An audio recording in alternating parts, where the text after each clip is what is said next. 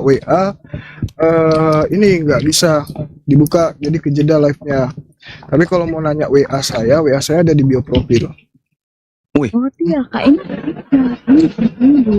di apa di jaringan saya ada aman kak. Oke. ya aman. Ya. Host aja yang buram matanya. Aduh host nih.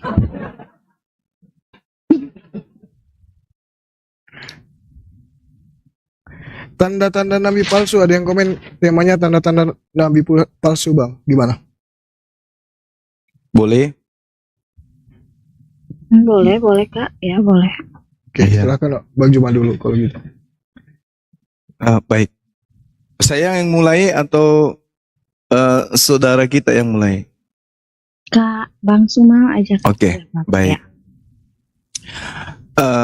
Kalau di dalam Islam itu, Ya. Islam itu datang kemudian tidak membahas tentang nabi palsu. Tapi Islam datang kemudian membahas tentang para pengikut nabi palsu. Pengikut nabi palsu ini banyak dibahas di dalam Al-Quran. Semisal di dalam surah Maryam ketika Allah Subhanahu wa taala menceritakan tentang orang-orang Yahudi membuat makar tentang Nabi Isa alaihissalam. Ya. Nabi Isa kemudian tahu kalau orang-orang yang datang yang di mana beliau iya. Bang Suma, maaf saya potong sedikit. Silakan. Yang Kak maksudkan Nabi Isa itu ke Yesus ya, pribadi Yesus ya, atau ada Nabi Isa lain? Sebenarnya gini, Nabi Isa itu adalah nabi yang diutus kepada Bani Israel yang kemudian saudara Kristen mengenalnya dengan sebutan Yesus. Oh iya. Iya. Lalu dalam agama Islam sendiri Nabi Isa itu sama mengarahnya ke Yesus kok Kak, atau? Iya, betul. Mengarahnya ke oknum tersebut. Hanya saja yang membuatnya berbeda adalah cerita yang ada setelah beliau pergi. Oh iya. Iya kan? Karena gini, Al-Quran itu datang menceritakan berbeda dengan cerita yang ada di Bible, di Perjanjian Baru. Dan Perjanjian Baru itu ada setelah Yesus itu pergi, terangkat ke langit. Kan gitu. Jadi Al-Quran maupun Perjanjian Baru itu sama-sama buku atau kitab yang datang setelah Yesus itu terangkat. Begitu juga Nabi Isa alaihissalam. Nah, sehingga ada dua cerita yang berbeda antara Al-Quran dengan Perjanjian Baru. Seperti itu, Mbak Balu.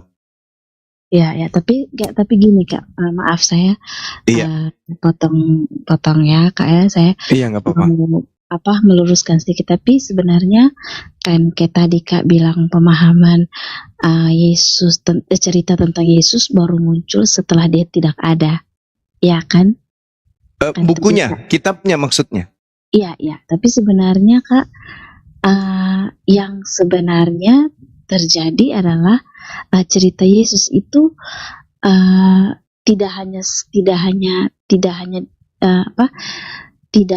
cerita itu saja, tapi dimulai dari kisah pelayanan dia anak seorang tukang kayu, mulai dari dia lahir, maksudnya itu yang Alkitab ceritakan Kak.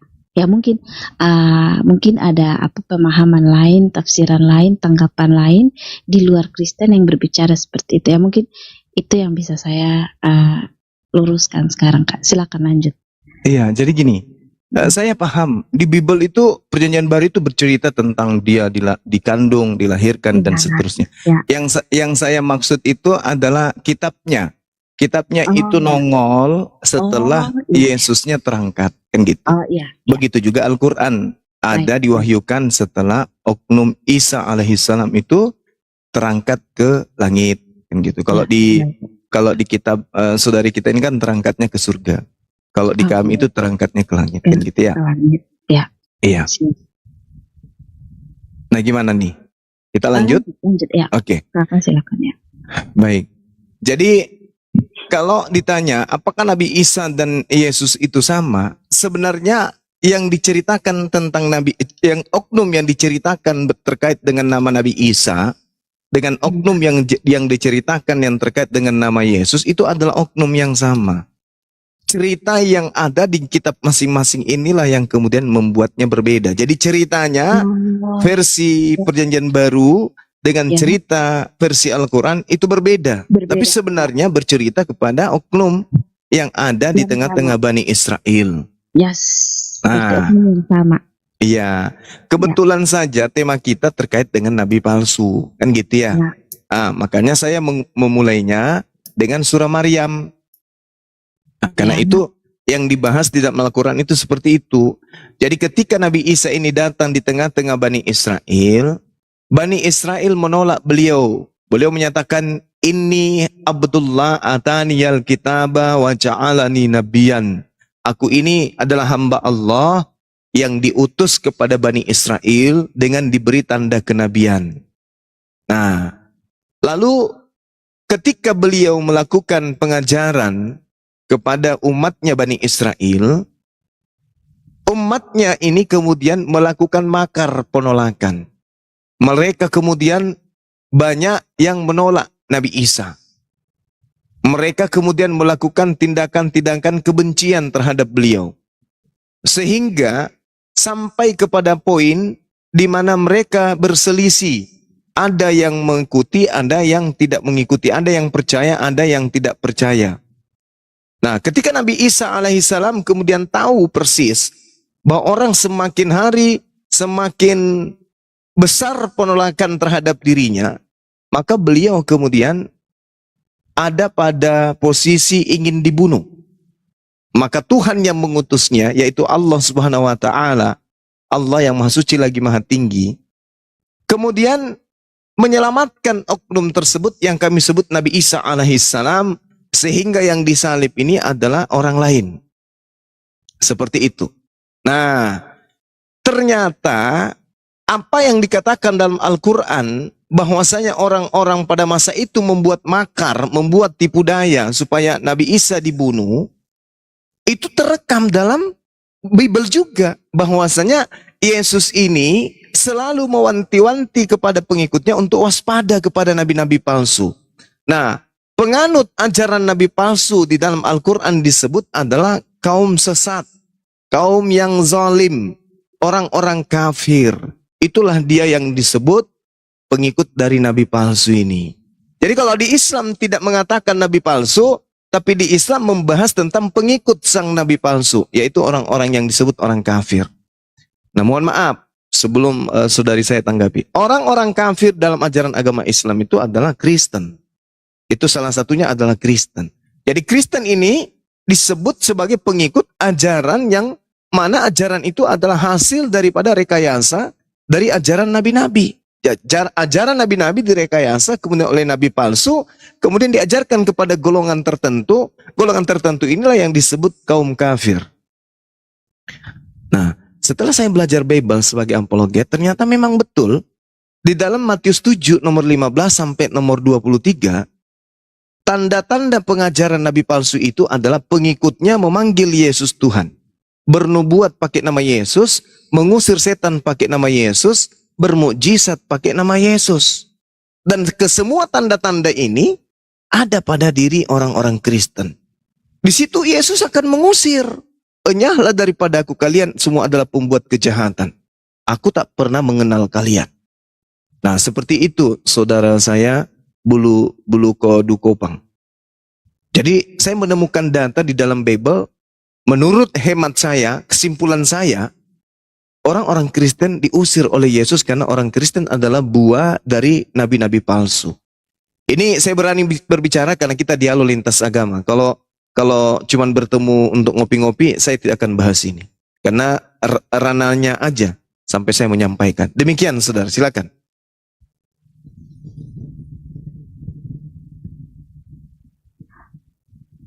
Iya Kak, ini kalau menurut saya pribadi, yang tadi Kakak bilang, itu kan pemahaman Kakak sebagai kaum apologet Islam, toh Kak? Betul.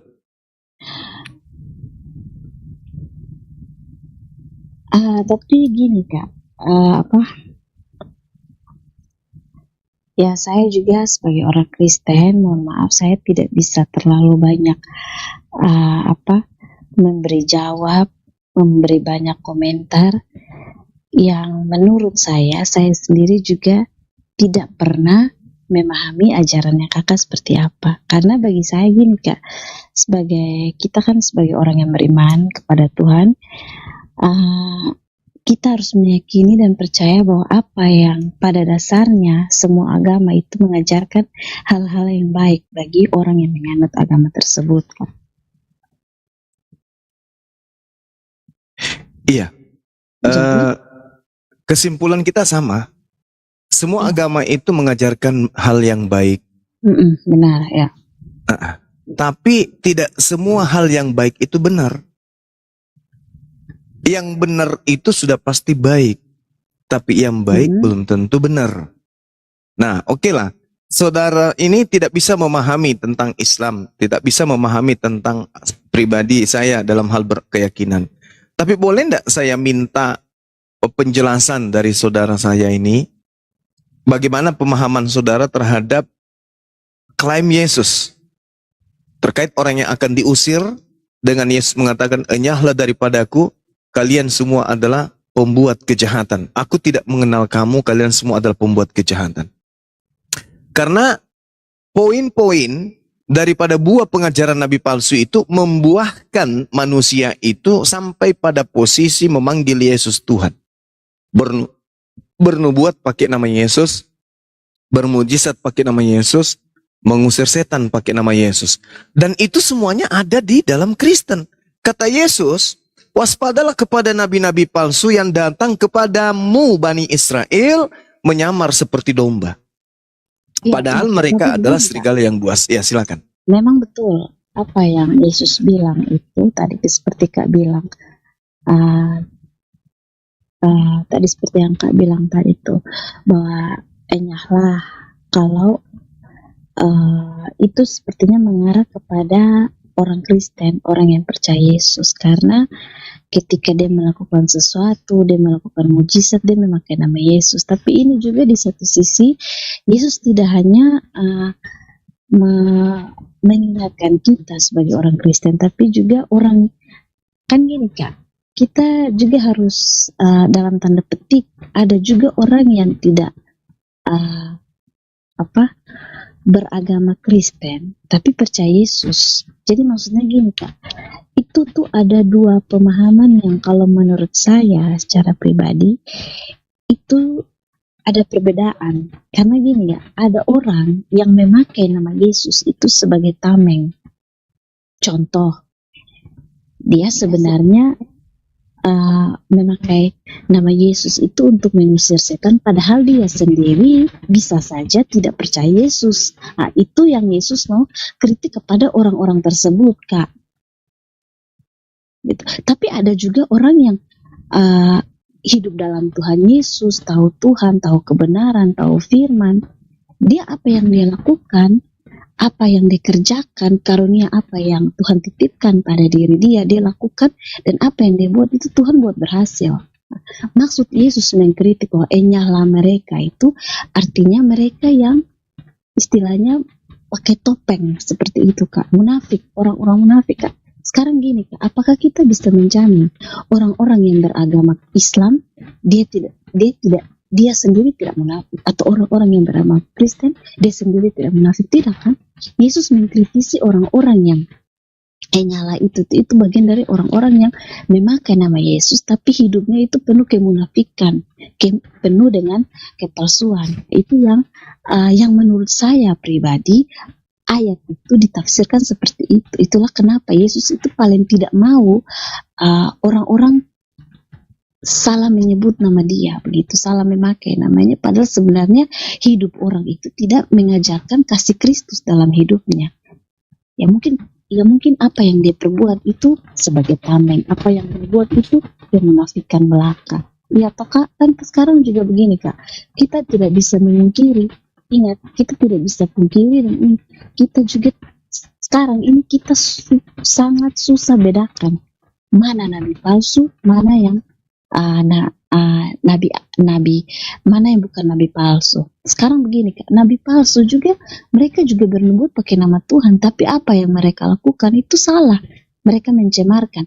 Ya ujung-ujung awal-awal mereka datang baik-baik, tapi nanti pada akhirnya endingnya mereka mulai menghujat Yesus dan lain sebagainya. Itu hati-hati Kak. Sekarang ajaran ini kalau menurut saya sekarang zaman sudah semakin canggih, segala sesuatu bisa diakses. Jadi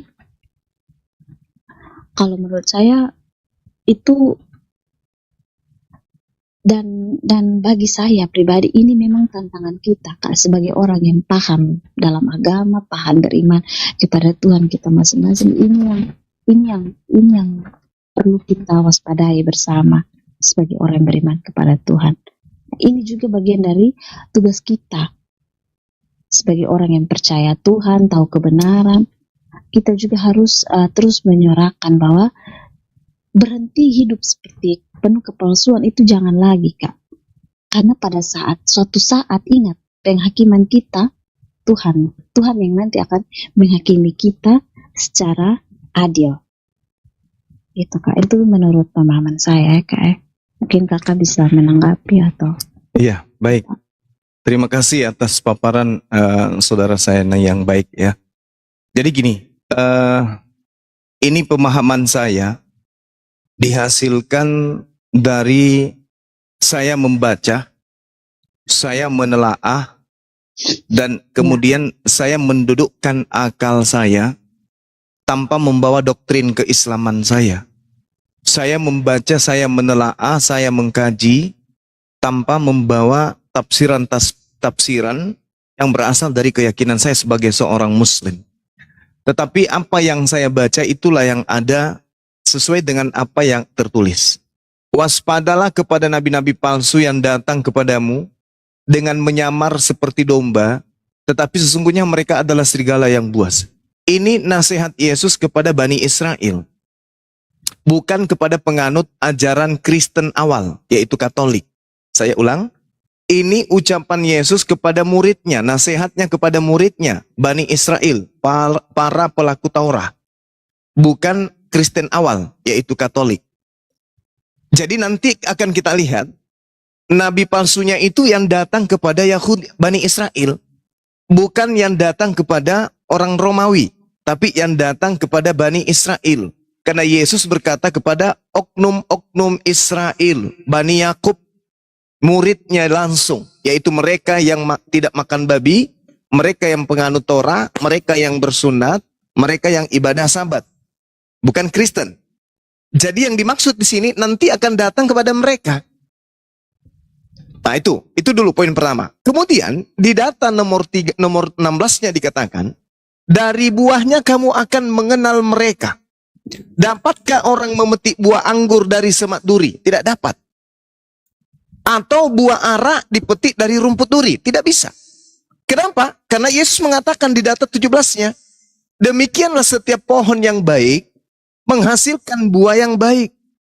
Sedangkan pohon yang tidak baik menghasilkan buah yang tidak baik. Itu kata Yesus. Pohon di sini dalam bahasa Yunaninya disebut dengan kata dendrom. Dendrom itu artinya pohon. Kalau buah itu adalah karpos. Jadi sebuah pohon kalau tidak baik akan menghasilkan buah yang tidak baik. Buah yang tidak baik sudah pasti berasal dari pohon yang tidak baik. Ya, Itu iya Kak. Jadi gini. Jadi ini Kak, saya mau sedikit meluruskan ya Kak ya. Iya, Jadi silakan. perkataan Yesus itu Kak, perkataan Yesus itu kalau kita lihat dalam konteks bacaan di Alkitab tertulis demikian Kak gitu. Jadi konteks pada saat itu orang Yahudi itu Kak, ada dua pemahaman yang berbeda. Ada orang Yahudi yang masih murni Yahudi, yang masih percaya adat istiadat dan lain sebagainya. Ada juga orang Yahudi yang sudah menjadi Kristen. Contohnya begini Kak, ketika Timotius itu Kak, Timotius itu dia mau memberitakan Injil itu, di situ Paulus guru dari Timotius ini menguatkan Timotius bahwa hati-hati dengan ajaran sesat, ajaran palsu. Ajaran sesat dan ajaran palsu yang dimaksud pada konteks itu ialah bahwa pada saat itu Kak, mereka budaya Yahudi ini kan masih kental dengan budaya sunat. Jadi bayi laki-laki yang sudah dilahirkan sesudah itu harus disunat. Nah, itulah kenapa Yesus mengkritik budaya mereka. Kalau orang disunat secara lahiriah, Kak, jadi itulah kenapa Yesus mengkritik mereka bahwa orang yang sudah lahir di dalam Kristus, yang sudah percaya Yesus, sunat lahiriah itu sebenarnya tidak penting lagi. Begitu, itu jangan kita ikuti adat istiadatnya nenek moyang orang Yahudi. Tapi marilah Yesus mengajak supaya harus percaya bahwa kalau sudah percaya Yesus maka yang disunatkan itu hati. Artinya buang yang namanya kebencian, kemarahan, egois, dosa mementingkan diri sendiri dan lain sebagainya. Itu yang dimaksud Yesus pada konteks saat itu, Kak, mengenai ajaran palsu, nabi palsu, ajaran sesat dengan yang berkaitan dengan kehidupan Yahudi pada konteks saat itu, Kak. Ini yang saya mau luruskan, Kak. Terima kasih. Oke, baik. Jadi sebagai orang belajar, saya paham bahwa pembendaharaan ilmu saudara saya ini luas. Saking luasnya, sampai kerangka berpikirnya itu tidak terstruktur dalam mengkaji sebuah materi. Saudara mencoba untuk mengkawinkan materi satu dengan materi lain tanpa ada kesinambungan yang jelas dan tidak teratur sama sekali. Saya bukan mau ngajarin, tapi saya hanya ingin kita semua di sini mendapatkan edukasi yang baik. Justru orang-orang yang Anda katakan tadi tidak bersunat itu dikecam oleh Yesus. Di dalam Matius 23, nomor 1, nomor 2, di situ Yesus melarang murid-muridnya yang asli hidup seperti orang Kristen. Kita lihat. Maka berkatalah Yesus kepada orang banyak dan murid-muridnya. Lalu kemudian beliau berkata, Yesus berkata kepada orang banyak dan kepada murid-muridnya, ahli-ahli Taurat, orang-orang Farisi telah menduduki kursi Musa. Sebab itu turutilah dan lakukanlah segala sesuatu yang mereka ajarkan kepadamu. Yang mereka ajarkan, artinya yang berasal dari Taurat. Tetapi jangan kamu turuti perbuatan-perbuatan mereka. Kenapa jangan menuruti perbuatan mereka? Karena mereka mengajarkan tetapi mereka tidak mempraktekkan. Itu satu. Mereka mengikat beban berat, lalu meletakkannya di atas bahu orang, tetapi mereka sendiri tidak menyentuhnya. Semua pekerjaan yang mereka lakukan hanya dimaksud supaya dilihat orang. Mereka memakai tali sembayang yang lebar, jubah yang panjang. Mereka suka duduk di tempat hormat dalam perjamuan dan di tempat terdepan di rumah ibadah. Mereka suka menerima penghormatan di pasar dan suka dipanggil rabi. Tetapi kamu, janganlah kamu disebut rabi. Karena hanya satu rabimu dan kamu semua adalah saudara. Dan janganlah kamu menyebut siapapun Bapak di bumi ini. Karena hanya ada satu Bapakmu, yaitu Dia yang ada di langit. Jadi perintah Yesus itu jelas. Jangan kamu mengikuti perbuatan mereka. Sebab mereka hanya berteori tanpa berpraktek. Perintahnya sunat, teori aja, bukan praktek. Justru Yesus mengecam itu. Lalu kalau saudara membawa Timotius, bukan saya mengajari, sekali lagi bukan saya mengajari, tapi saya juga belajar. Tak ada kaitannya Yesus dengan Timotius. Tak ada hubungan pengajarannya. Timotius itu adalah anak dari Paulus. Anak dari Paulus, anak rohania dari Paulus. Kita baca dalam 1 Timotius 1. Apa yang dikatakan kemudian? Dari Paulus, Rasul Kristus Yesus menurut perintah Theos, Juru Selamat kita, yaitu Kristus Yesus, dasar pengharapan kita, kepada Timotius anakku, yang sah di dalam iman. Kasih karunia, rahmat dan damai sejahtera dari Theos Bapa dan Kristus Yesus. Theos kita menyertai engkau, Tuhan kita maksudnya. Jadi ini Paulus, nanti muncul Timotius ketika Paulus menulis surat kepada anak rohaninya bernama Timotius. Jadi Tak ada hubungannya itu, jangan disambung-sambungkan. Matius 7 ini murni bercerita tentang Bani Israel, pengikutnya penganut Taurat. Jangan kamu mengikuti mereka yang tidak melakukan Taurat, yang tidak bersunat. Jangan kamu ikuti. Lagian, saudaraku, yang menjadi rasul untuk orang-orang yang tidak bersunat itu Paulus, bukan Yesus. Yesus diutus untuk orang-orang bersunat. Petrus diutus untuk orang-orang bersunat. Galatia 2 nomor 8. Paulus mengaku itu. Aku diutus kepada orang-orang yang tidak bersunat. Berarti bukan kepada pengikut Yesus dia. Dia keluar untuk non-Yahudi, yaitu untuk Roma, untuk Yunani. Jangan disama-samakan. Makanya saya katakan, wawasan itu boleh luas, pembendaharaan pengetahuan itu bisa luas, tapi kita juga harus mampu membuat kerangka-kerangka ilmu, supaya apa yang kita sampaikan itu berkesinambungan dan menjadi edukasi yang sehat. Jangan dicampur adukkan, mengawin-ngawinkan, mencocok-cocokkan dengan apa yang kita inginkan sesuai selera. Tapi harus kerangka berpikirnya itu jelas, terstruktur sesuai dengan data, terproses dengan secara historis. Bukan cuma embulat menyampaikan sesuatu berdasarkan apa yang kita mau, sesuai selera. Ya sekali lagi saya tidak mengajarkan, tapi saya mengingatkan. Dari buahnya kamu akan mengenal mereka. Kamu itu murid Yesus yang bersunat. Dari buahnya kalian akan mengenal mereka. Dapatkah memetik buah anggur dari semak duri? Tidak dapat. Atau buah arak dipetik dari rumput duri? Tidak bisa. Demikianlah pohon yang tidak baik, ya pohon yang baik akan menghasilkan buah yang baik. Sedangkan pohon yang tidak baik itu menghasilkan buah yang tidak baik juga. Jadi pohon yang tidak baik, buahnya tidak baik. Pohon yang baik, buahnya baik. Buah yang tidak baik berasal dari pohon yang tidak baik. Buah yang tidak baik berasal dari pohon yang tidak baik. Harus dipasangkan. Jadi kalau ada pohon, ada buah, di mana buahnya itu indikasinya memanggil Yesus Tuhan, bernubuat pakai nama Yesus, mengusir setan pakai nama Yesus, bermujizat pakai nama Yesus. Ini adalah buah yang tidak baik. Buah yang tidak baik pasti berasal dari pohon yang tidak baik. Buah di sini artinya dendrum. Dendrum ini adalah keyakinan pembawa agama, atau nabi, atau rasul, atau agama, atau simpul. Sedangkan karpos ini hasilnya. Jadi hasilnya yang tidak baik tentu berasal dari pohon yang tidak baik. Umat yang tidak baik berasal dari nabi yang tidak baik. Makanya dikatakan waspadalah kepada nabi-nabi palsu. Yang dimaksud pohon di sini nabi, yang dimaksud buah di sini umat.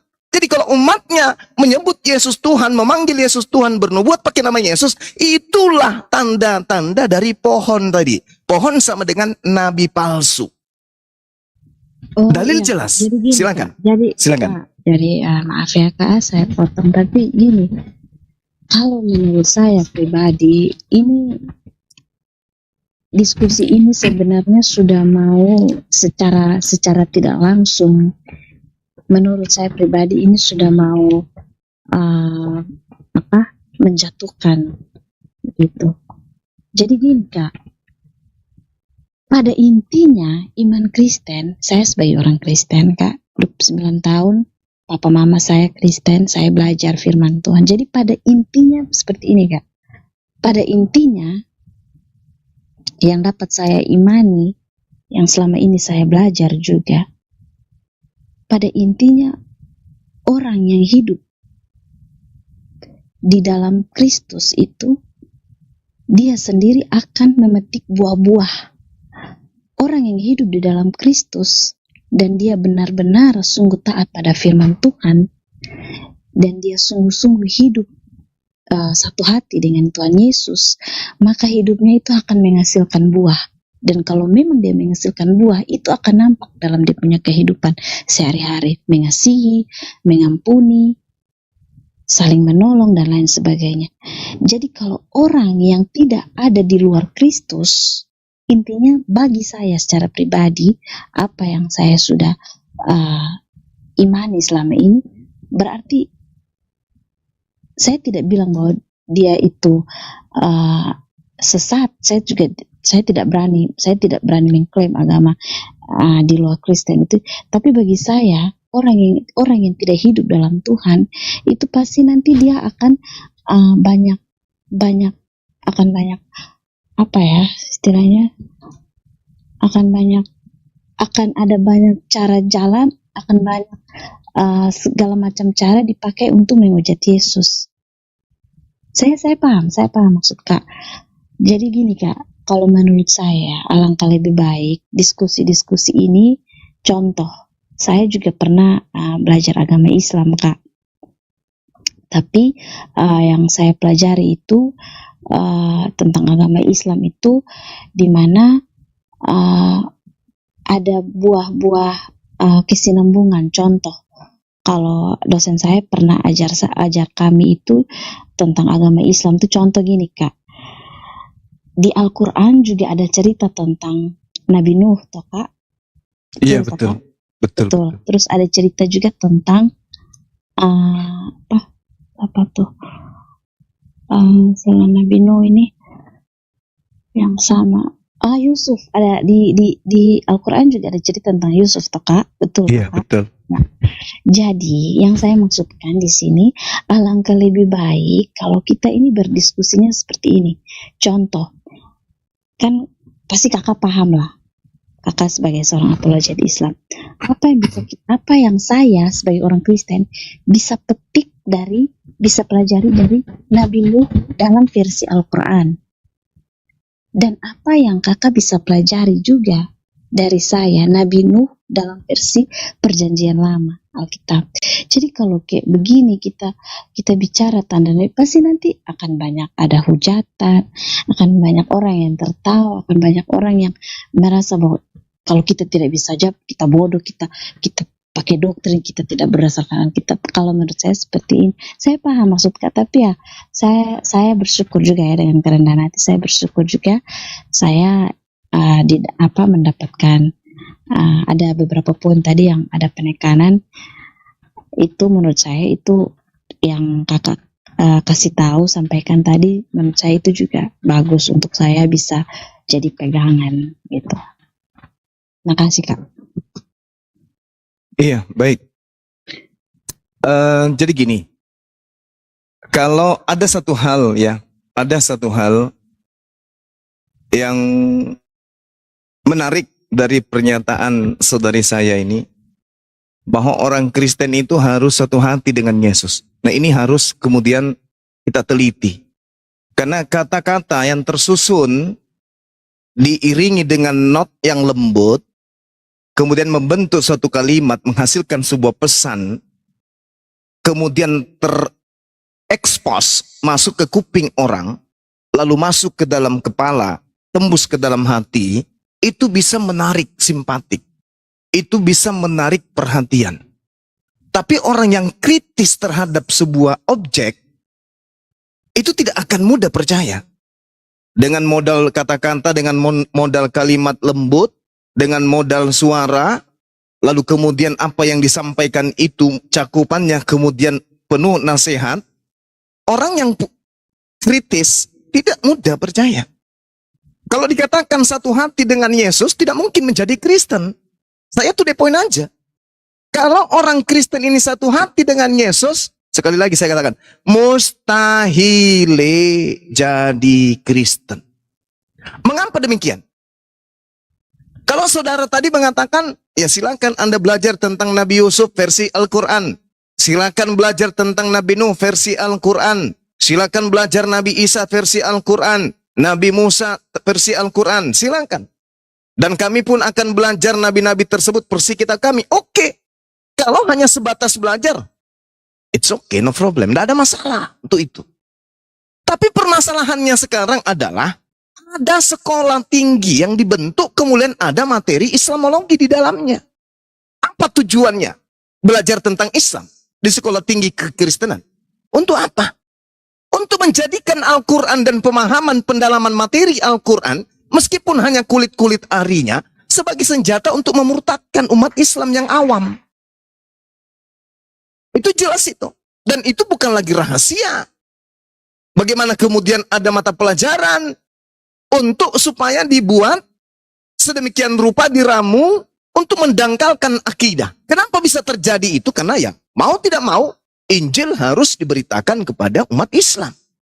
Tapi dengan selera. Dengan cara-cara Filipi 1 nomor 18. Dengan cara-cara 1 Korintus 19 nomor 20. Itu cara yang dipakai untuk kemudian mensiarkan Kristen. Ingat, kalau hanya sekedar belajar Bible, belajar kisah nabi-nabi berdasarkan Bible masing-masing, itu tidak ada masalah sekali lagi. Cuman masalahnya Islam dan Kristen ini dua-duanya agama syiar. Islam mensiarkan Islam dengan cara-cara terang seterang-terangnya. Pakai toah di masjid. Tapi kalau Kristen memberitakan Injil kepada seluruh makhluk, ini dia pakai menggunakan sistem gerakan di bawah tanah. Karena gerakan bawah tanah inilah sepi senyap. Tiba-tiba aja murtad. Tetangga yang Islam kemarin tiba-tiba aja berteriak haleluya. Ada apa ini? Ternyata ada persaingan yang tidak sehat. Nah ini yang terjadi. Sehingga kebenaran itu harus diungkap. Dialog itu harus dibuat. Para pendeta harus berani tampil di depan untuk membicarakan poin-poin kebenaran yang ada di dalam agama Kristen. Kalau kebenaran itu sampai pada konsep keilahian, maka kami umat Islam akan membantu. Islam Kristen menjadi satu suara. Mari kita menyembah kepada Tuhan yang sama. Mengkitabkan kepada kitab yang sama. Mengimani kepada nabi yang sama. Kalau memang itu sampai pada konsep keilahian. Menurut perspektif wahyu dan akal. Tapi kalau tidak, maka yang berlaku lakum dinukum waliyadin. Silakan Anda ajarkan agama Anda dengan terang-terangan. Kami ajarkan agama kami dengan terang-terangan. Jangan main belakang, jangan main todong, jangan menikam dari belakang dengan cara-cara yang mohon maaf. Bible diterjemahkan menyerupai Al-Quran, terjemahan Al-Quran. Hampir seluruh istilah-istilah yang sangat prinsip dalam Al-Quran ada di dalam Bible. Untuk apa itu semua? Orang Kristen tidak beriman kepada Allah, tapi bertaburan kata Allah di dalamnya. Lalu diplesetin sedikit, Allah. Untuk apa itu semua? Lembut-lembut, tetapi meracuni. Itu tidak dibutuhkan. Hak adalah hak, batil tetap batil. Saya lanjut kepada tema. Kalau saudari saya mengatakan satu hati dengan Yesus, jauh. Saya katakan sekali lagi nih. Saya katakan, tolong sampaikan kepada pendeta, Bang Suma menyatakan, kalau semua perkataan Yesus, dari perjanjian lama sampai perjanjian baru, misalnya ada di perjanjian lama juga, disusun, dari nomor 1 sampai nomor 1 juta, perintah dan sabda Yesus, dikumpul, lalu dipraktekkan dalam kehidupan keberagamaan, tidak akan mengantarkan manusia itu menjadi Kristen. Tidak akan. Tetapi, kalau dipraktekkan semua perkataan Yesus, maka orang itu akan justru menjadi Islam. Itu yang harus diakui. Betul. Tapi kenapa kemudian orang Kristen menjadi Kristen? Bukan karena beriman kepada Yesus, tapi beriman kepada nabi-nabi palsu yang tadi. Makanya saya katakan mohon maaf, ini to the point aja. Kita nggak usah sembunyi-sembunyi. Mari kita buktikan. Apa kata Yesus dalam Yohanes 11 nomor 42? Aku tahu bahwa engkau selalu mendengarkan aku, wahai Bapa. Tetapi oleh karena orang banyak yang berdiri di sini mengelilingi aku mengatakannya supaya mereka percaya. Aku Yesus mengajarkannya. Aku Yesus memberitakannya. Aku Yesus menyampaikan Injil Tuhan. Supaya mereka percaya bahwa engkaulah yang telah mengutus aku. Yesus mau agar orang-orang itu percaya kalau dia adalah utusan Tuhan. Itu kemauan Yesus. Dia tidak pernah mau agar orang percaya kalau dia itu adalah Tuhan. Tidak mau. Jangankan disebut Tuhan, disebut baik aja, Yesus gak mau. Mengapa kau menyebut aku baik? Tidak ada yang baik, kecuali dia yang Bapa di surga. Itu aja yang baik. Apalagi dianggap Tuhan, tidak. Aku mengatakannya kepada mereka, agar supaya mereka murid-muridku percaya bahwa aku adalah utusanmu. Itu yang diinginkan oleh Yesus. Lalu kemudian, sedikit lagi saudariku, nanti Anda boleh tanggapi juga panjang, silakan. Tapi Yesus juga mengatakan begini, Yohanes 14 nomor 24, barang siapa tidak mengasihi aku, dia tidak menuruti perkataanku. Dan perkataan yang kamu dengar, itu bukan daripadaku, melainkan dari Bapa yang mengutus aku. Barang siapa yang tidak menerima firmanku, perkataanku, itu adalah orang yang tidak mengasihi aku. Berarti kalau mengasihi Yesus, tidak mungkin orang menjadi Kristen. Tidak mungkin. Karena menurut Yesus, mengasihi dia, mentaati perkataannya. Tidak ada satupun perkataan yang bisa menyebabkan orang, ketika ditaati perkataan Yesus itu, menghantarkan orang jatuh menjadi orang Kristen. Tak ada. Semakin Yesus itu ditaatin, semakin membuat orang menjadi Islam, menjadi Muslim, setidaknya menjadi Yahudi. Ya, Set- sekarang gini Kak, Ya, silakan. pertanyaan yang sama saya tanya kembali kepada Kak. Kenapa Kakak beragama Islam? Oke, saya beragama Islam karena mengikuti Yesus. Emangnya Kata- Kakak tahu agama Yesus, agama Islam? Apakah Yesus beragama Islam? Islam itu adalah pokok-pokok ketetapan, ketentuan, hukum-hukum, perintah, larangan pencipta langit dan bumi yang datang melalui Nabi dan harus diajarkan kepada kaumnya, umatnya. Itu Islam. Ketundukan kepada aturan Tuhan itu disebut Muslim. Galatia Ini 4, doktrin atau fakta? itu fakta. Itu fakta. Faktanya dari mana Kak? Faktanya, Nabi Adam alaihissalam menerima perintah. Islam itu damai. Berasal dari kata salam. Salam. Jadi salam itu sama dalam bahasa Ibrani salam. Damai. Ketika orang itu mengikuti perintah Tuhan, orang itu damai. Ketika orang itu melanggar perintah Tuhan, orang itu kacau. Adam taat kepada perintah, berarti dia berislam.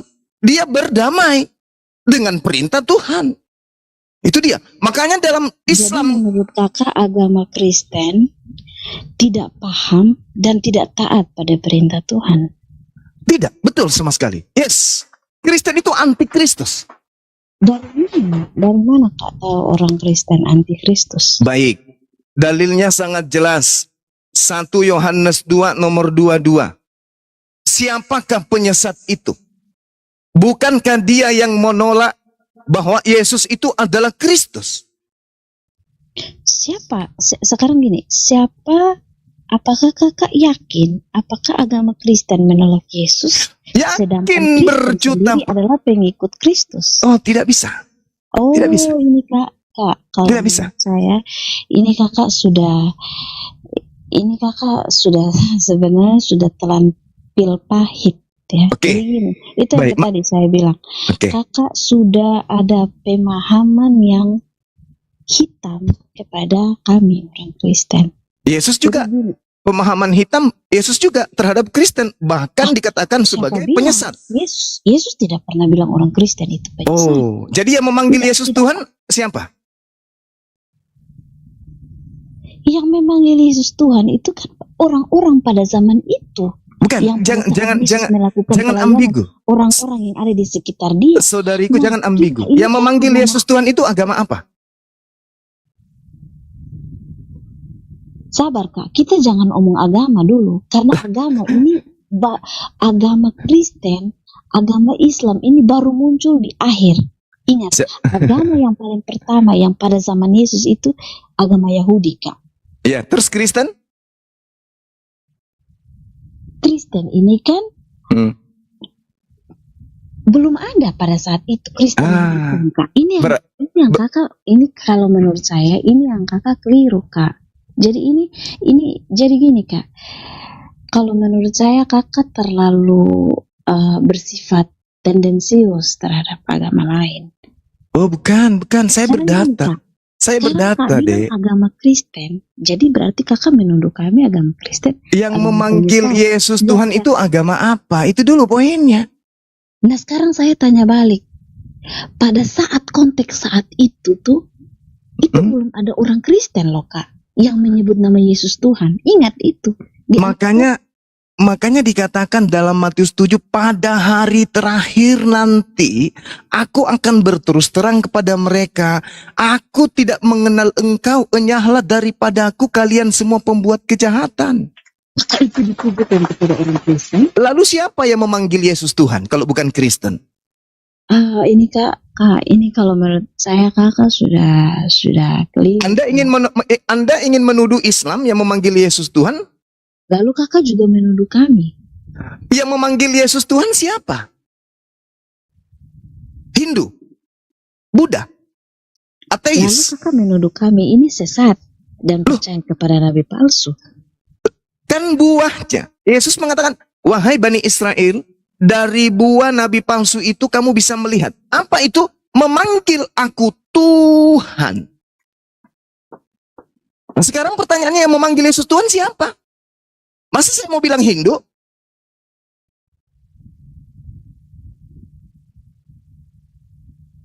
Tuhan Yesus berkata, waspadalah agar kamu jangan disesatkan. Orang yang disesatkan itu orang yang mati akalnya, tidak mengerti. Itu Yesus omong.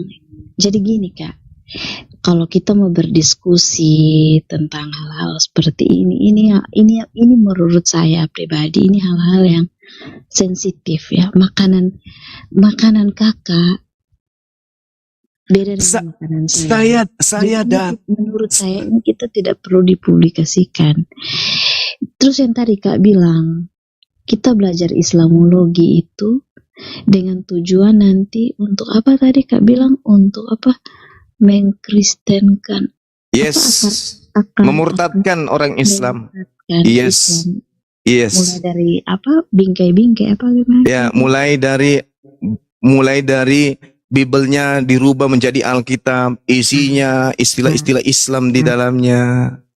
Gini ya, saya juga belajar Islamologi, kakak sayang. Iya, tahu, saya paham. Saat saya belajar Islamologi itu Kak, murni tidak ada dosen saya yang mengajarkan supaya orang Islam murtad di awal-awal. Tidak ada. Jadi gini Kak, saat kita belajar belum tentu kita menarik orang.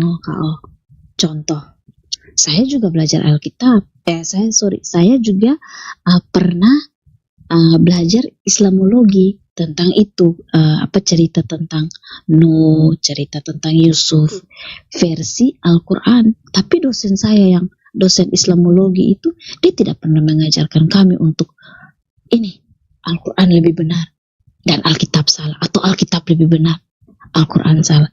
Jadi gini Kak, kalau menurut saya ya lebih baik kita jangan bahas tujuanmu apa itu? Kau nggak tanya dosenmu tujuan kita belajar ini Islamologi apa tujuannya nih Pak dosen? Sudah tanya apa tujuannya? Waktu itu Kak Apa? Ada teman yang tanya, Pak, Ada teman yang kita harus tanya. belajar Islamologi, padahal kan mata kuliah lain banyak untuk kita pelajari.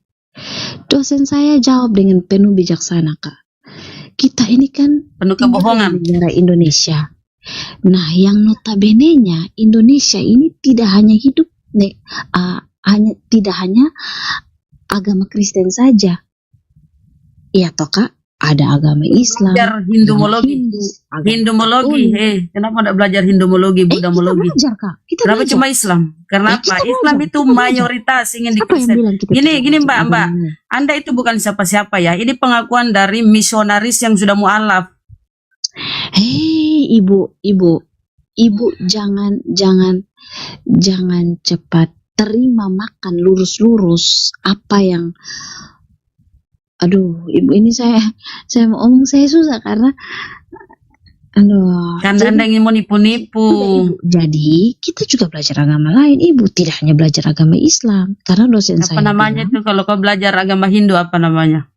Itu 3 SKS loh. Burama, coba fokus lagi ke Silakan. siapa Kembali yang lagi. menyebut Yesus Silakan, Tuhan itu Bunda. siapa? Silakan lagi cuma. contoh kalau Fokus kita di situ belajar lagi agama cuma. Hindu itu kita Iya, belajar bagaimana menghargai alam, menghargai ciptaan Tuhan. Nggak usah kemana-mana Bu, nggak usah kemana-mana, itu aja kita buktikan yang menyebut Yesus Tuhan itu orang Kristen atau di luar Kristen, itu yang perlu kita bahas. Katakan aja Matius 7:23 itu, ya berpaham dia. Iya, seperti itu saudariku. Jadi tadi saya mengatakan, Assalamualaikum warahmatullahi wabarakatuh ya. Waalaikumsalam warahmatullahi wabarakatuh. Tadi saya mengatakan bahwa menguasai materi terkadang membuat kita itu lupa.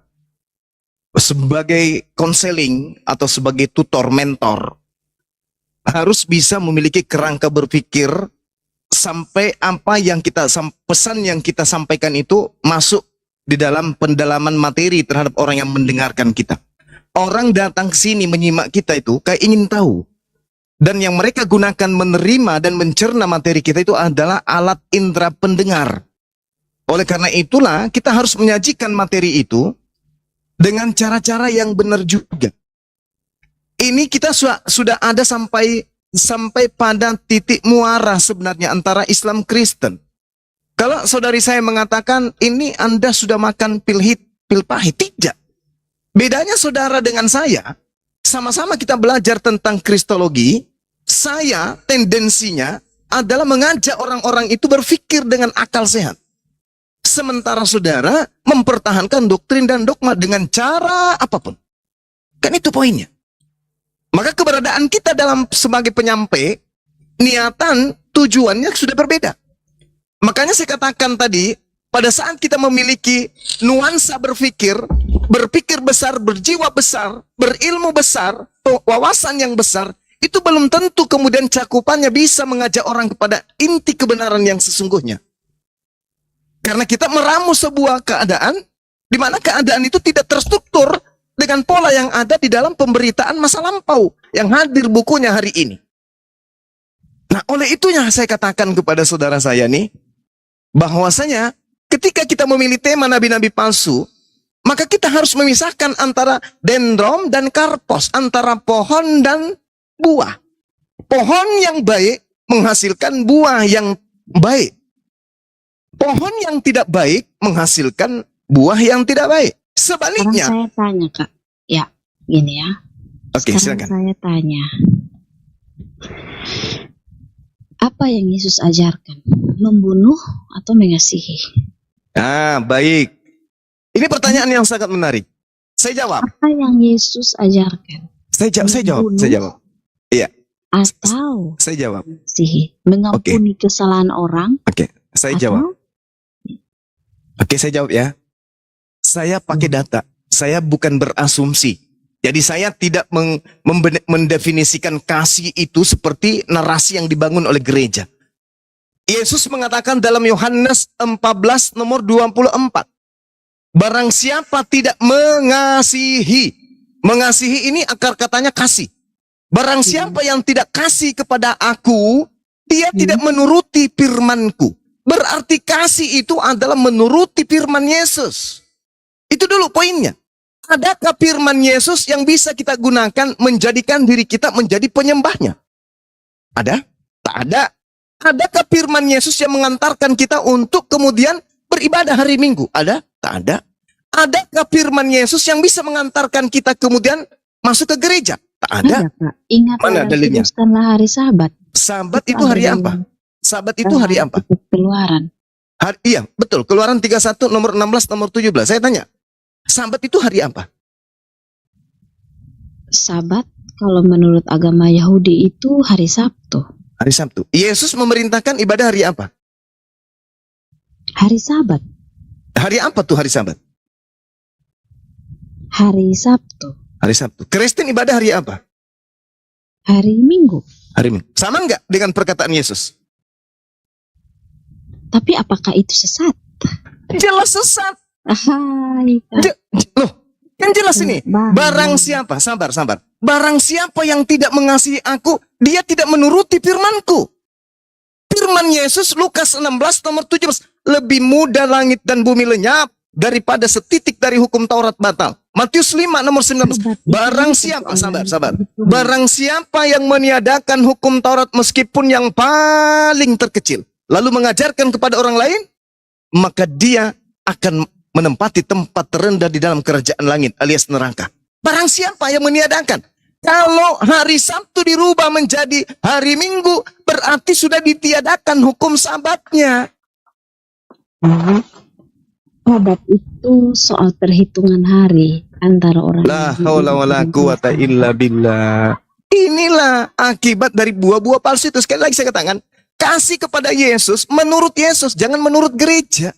Kerangka berpikir kita ini yang kita harus pakai terhadap pola yang ada di dalam kitab. Yang konon katanya kita anggap suci. Kenapa dinodai kesuciannya? Barang siapa tidak mengasihi aku, ia tidak menuruti perkataanku.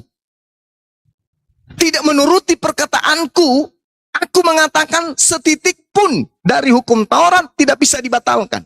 Barang siapa yang membatalkan dan mengajarkan pada oknum lain, maka dia akan menempati neraka. Matius 5 nomor 19. Ini perkataan Yesus. Kenapa berubah jadi hari Minggu? Karena Roma Yunani secara turun-temurun ibadah mereka hari Sunday, hari matahari. Mereka penyembah dewa matahari. Maka Yesus menggantikan kemudian dewa matahari. Yesuslah yang disembah. Makanya Kristen mula-mula itu Roma, Katolik. Ini Ini tidak ada bantahan dari manapun. Nah sekarang, mengasihi itu kepada Yesus dulu, baru kepada orang lain. Apa poin mengasihi Yesus? Menuruti segala perkataan Yesus. Ada nggak perkataan Yesus mengajarkan orang menjadi Kristen? Tak ada. Ada nggak perkataan Yesus agar orang memanggil dia Tuhan? Tak ada. Justru Yesus mengatakan kepada muridnya, waspadalah kepada nabi-nabi palsu yang datang kepadamu, yang menyamar seperti domba, tapi sesungguhnya mereka adalah serigala yang buas. Dari buahnya kau bisa mengenal mereka. Tanda-tanda dari buah itu apa? Memanggil aku Tuhan, bermukjizat pakai namaku, bernubuat pakai namaku, mengusir setan pakai namaku. Pada waktu itulah banyak orang akan berseru kepadaku, Tuhan, Tuhan, bukankah kami bernubuat pakai namamu, mengusir setan pakai namamu, bermujizat pakai namamu? Apa kata Yesus? Pada hari itulah aku akan berterus terang kepada mereka, aku tidak mengenal engkau. Enyahlah daripadaku kalian semua pembuat kejahatan. Saudari, saya sampaikan kepada saudari, orang yang Kristen sudah sampai pada level bermujizat, itu bukan Kristen sembarangan. Orang Kristen yang sudah sampai pada level mengusir setan, itu bukan Kristen sembarangan. Kristen yang sudah sampai level itu, Kristen yang sudah dikerumuni setan dalam dirinya tuh. Karena tidak mungkin dia mengusir setan, kalau tidak ada pengaruh roh di dalam dirinya, nggak mungkin. Tapi ternyata Yesus mengusir orang-orang yang ini. Mengusir. Ada apa? Kenapa mereka diusir? Bukankah memanggil Yesus itu Tuhan adalah ajaran baik? Bukankah kemudian mengusir setan dengan menggunakan nama Yesus adalah ajaran yang baik? Bukankah adalah ajaran yang baik? Tapi kenapa Yesus kemudian mengusir? Kenapa? Karena orang-orang ini, kata Yesus, tidak melakukan kehendak Bapakku yang ada di surga. Kehendak Bapa menyembah Yesus atau menyembah dia yang ada di langit? Menyembah dia yang ada di langit. Kehendak Bapa makan babi atau jangan makan babi? Imamat 11 nomor 7, jangan makan babi. Kehendak Bapa jangan bersunat atau sunat? Kehendak Bapa bersunat. Kehendak Bapa hari Sabtu atau hari Minggu? Hari Sabtu. Kristen melakukan nggak tuh? Tidak, makanya Kristen diusir. Enyahlah daripadaku kalian semua pembuat kejahatan. Itu data, itu dalil. Yesus mengatakan, tidak setiap orang yang memanggil aku Tuhan, Tuhan akan masuk ke dalam kerajaan surga. Melainkan dia yang melakukan kehendak Bapa. Kehendak Bapa itu Sabtu atau Minggu? Kehendak Bapa itu makan babi atau jangan makan babi? Kehendak Bapa itu bersunat atau jangan bersunat? Kehendak Bapa itu sembah anak Maria atau sembah aku? Silakan jujur dalam beragama. Jangan tepu-tepu. Karena itu akan menghasilkan Anda diusir. Saya, apa yang Kak omong, itu Kak terlalu menelaah lurus-lurus dalam kitab perjanjian lama. Oh iya memang, harus. Kita nggak boleh mempolitisir. Karena itu firman Tuhan. Yang kita pelajari ialah perjanjian lama dan perjanjian baru. Nah, Tuhan mengatakan di Perjanjian Amsal, baru itu barusan. Perjanjian baru yang disampaikan Gurunda itu. Amsal Lama. 3 nomor 5 jelas. Berpeganglah kepada firman Tuhan, jangan berpegang kepada pikiranmu sendiri. Lalu? Tapi ingat kan, apa kata-kata Yesus di atas kayu salib? Bahaya ini.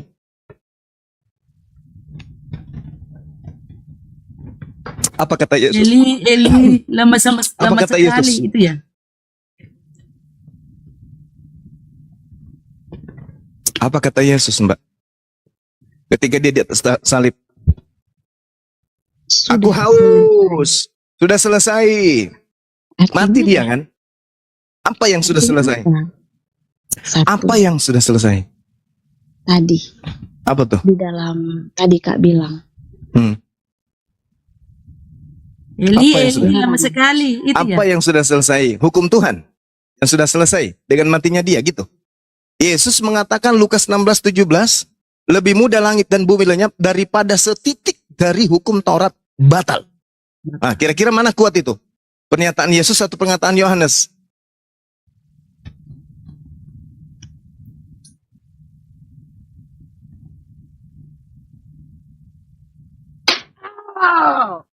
Islam kemudian diwahyukan oleh Allah untuk meluruskan pemahaman-pemahaman yang diplesetin dari ajaran para nabi.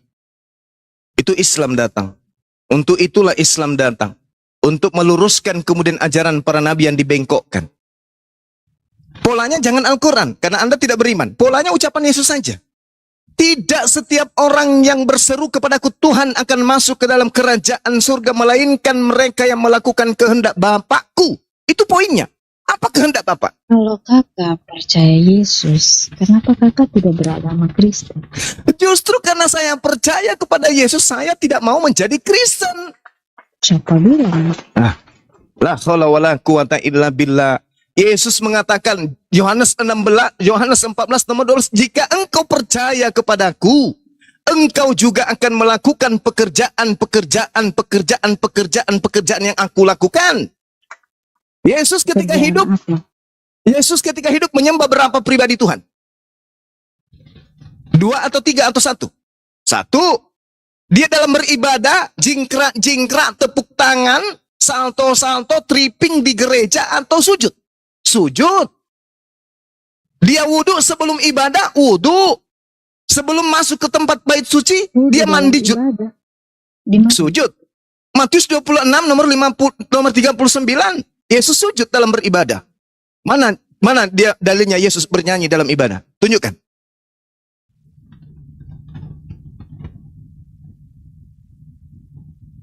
Yesus kemudian bersyahadat.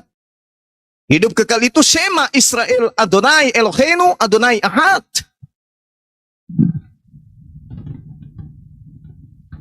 Hidup kekal itu adalah mereka mengenal engkau. La ilaha illa. Tidak ada Tuhan selain engkau. Illa anta. Wa ana Rasulullah. Dan aku adalah utusanmu. Yohanes 17 nomor 3. Yesus berpuasa. Yesus bersunnah. Lalu yang bisa mengantarkan saya menjadi Kristen yang mana? Sementara Paulus mengatakan dalam Galatia 1 nomor 16 nomor 17, aku diutus kepada non-Yahudi. Aku diutus kepada orang-orang yang tidak bersunat. Aku nggak mau sama Paulus. Aku mau yang diutus kepada Yahudi. Siapa? Yesus. Matius 15 nomor 24. Sesungguhnya aku diutus kepada domba-domba yang sesat dari umat Israel. Aku mau ke situ. Aku nggak mau ke Paulus. Ini Paulus siapa? Sedangkan Yesus berpesan kepada Bani Israel, waspadalah kepada nabi-nabi palsu yang datang kepadamu nyamar seperti domba padahal mereka ada serigala yang buas. Kenapa dikatakan dia serigala buas? Karena dia mematikan akal manusia. Sehingga pengikutnya semuanya akalnya mati. Kenapa saya katakan begitu? Karena Paulus sendiri menjerat orang dengan cara mematikan akal. Mana dalilnya? Kita lihat. Di dalam kitab Saudara kemudian, di situ dia mengatakan dengan sangat jelas bahwa dia mematikan akal manusia. Saudara buka di dalam kitab Saudara 1 Korintus 1 nomor 19, tapi baca dalam original teksnya. Di situ dikatakan dengan kata Yunani apollom, sophia, sapos, kai senesus. Apa artinya? Aku akan menghilangkan kecerdasan orang-orang terpelajar. Dan kemampuan berpikir manusia yang cerdas akan kulenyapkan. Dalil. Sekarang saya tanya, Kak. Dalil. Saya tidak ngarang. Sekarang saya tanya. Silakan. Kenapa di pesantren-pesantren mengajarkan untuk kalau bunuh orang masuk surga? Apakah itu Yesus ajar? Mana dalilnya? Mana dalilnya? Inilah yang Anda ajari di Islamologi kan? Ya. Mana dalilnya? Jangan sembarang dong. Ini yang diajarkan kan di dalam Islamologi itu? Ini Karena sasaran Anda belajar Islamologi itu adalah untuk melakukan perbandingan Islam dan Kristen. Dan keburukan-keburukan yang dihadirkan kemudian oleh dosen-dosen Anda jadikan sebagai peluru-peluru cadas yang membunuh Islam-Islam awam untuk mereka meninggalkan keislaman menuju kepada agama yang akan diusir oleh Yesus itu sendiri. Itu jelas. Lalu kenapa, Kak? Kenapa banyak orang Islam yang memilih untuk masuk pesantren lalu belajar ilmu bom itu? Lalu inilah kalian. Harusnya saya bertanya, kenapa kalau Kristen itu ajaran kasih, kenapa dia masuk agama yang diwariskan penjajah? Jawab. Penjajah. Ajaran kasih katanya Kristen. Firman kok. Saya tanya kepada saudara, kalau Kristen itu benar-benar ajaran kasih, pertanyaan saya, kenapa Kristen beragama kepada agama yang diwariskan penjajah? Ingat, penjajah bukan membom 1 orang, 2 orang, 3 orang, 4 orang, 5 orang, 100 orang. Penjajah membunuh jutaan manusia, membuat sebangsa dan setanah air itu menjadi janda dan menjadi anak yatim piatu. Kenapa kalau Kristen itu penganut ajaran kasih? Kenapa Anda ikut kepada agama yang diwariskan penjajah? Jawab saya dengan jujur. Oh, karena penjajah itu ajaran yang dibawa ajaran kasih. Hendak kepada siapa saya harus mengadu? Hendak kemana otak saya simpan ini? Supaya saya percaya itu. Kalau Kristen itu ajaran kasih, kenapa mengikuti agama yang diwariskan penjajah? Kenapa beribadah kepada rumah ibadah yang diwariskan penjajah? Kenapa kemudian menjadikan apa? Saya pernah dengar dari teman saya, ini kalau Ngeles lagi kau. ngeles lagi gimana? Ini Lalu banyak ngeles, Bunda. Sekarang Terlalu begini, banyak ngeles ini.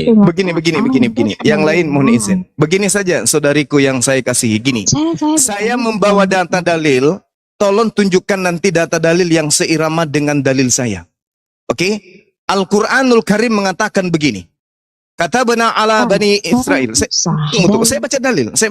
Susah, Kak. Kakak petik-petik ayat Alkitab yang menurut kakak, menurut pemahaman kakak.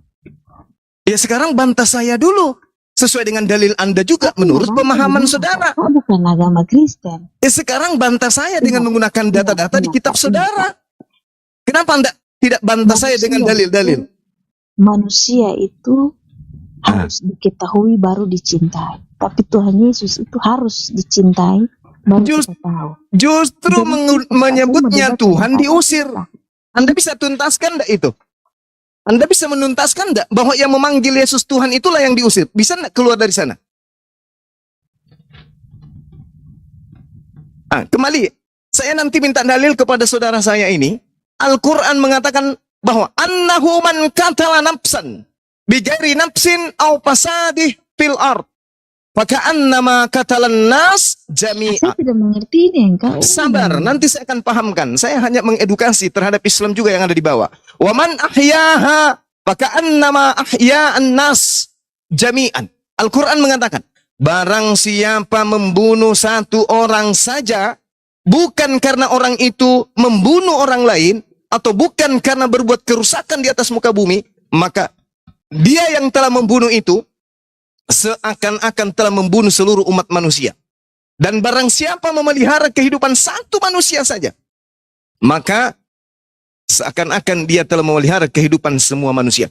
Ini tidak dibilang Kristen, Islam, Hindu, semua manusia. Barang siapa membunuh 1 orang, maka dia sama saja membunuh seluruh umat manusia. Orang yang membunuh sesama manusia itu di dalam Al-Quran tempatnya di neraka. Nah sekarang tolong tunjukkan kepada saya dalil seperti ini dalam kitab saudara. Ada enggak?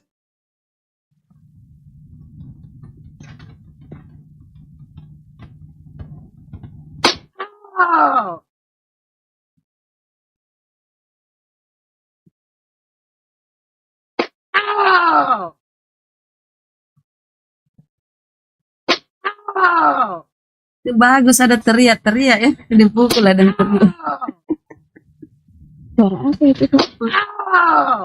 Tetangga Olah-olah saya, kau yang dipukul. tetangga saya dipukul